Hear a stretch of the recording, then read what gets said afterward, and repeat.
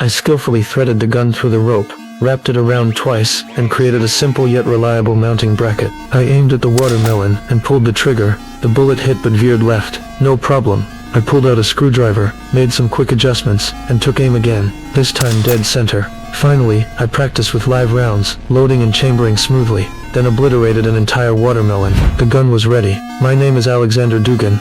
I'm an assassin, someone who handles the dirty work. Today's target is a very important figure. I arrived at the target location 10 hours early. Security had no clue about the ordinary dress shoes on my feet. I dismantled the soles, and the dozen or so modules hidden inside quickly assembled into a plastic sniper rifle that security scanners couldn't detect. I'd already concealed the bullets inside my phone case, retrieved them smoothly after they passed through the tray scanner. Everything went off without a hitch. Successfully inside the venue, I posed as a regular audience member enjoying the piano performance. The moment the recital ended, I slipped backstage, picked the lock to the door leading to the venue's upper level, and crawled into the ductwork to lie low. From here I had a clear view of the entire venue. I disassembled my shoes, assembled the rifle, and waited in the darkness for 10 hours. The performance ended, and the venue lights went dark. I was the only person left in the entire building. Time dragged on until finally staff came up to inspect. The target was coming. Security ramped up, access controls were updated, more security personnel deployed, and they were even passing around sketches of my face. A manhunt for me had begun,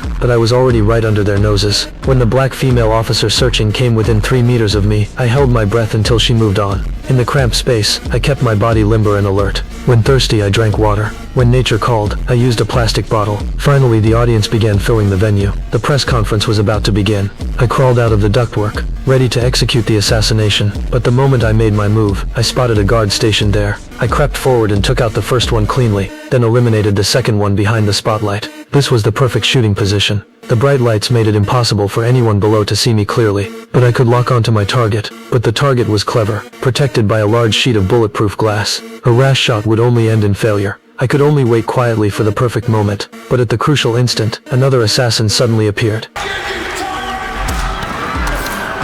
The target ducked back in fear. When I tried to take the shot again, the opportunity had completely vanished. The target successfully evacuated under security escort. I immediately ditched my weapon and blended into the panicked crowd fleeing the scene. Just as I was about to exit the building, one man's gaze sent a chill down my spine. He seemed to recognize me.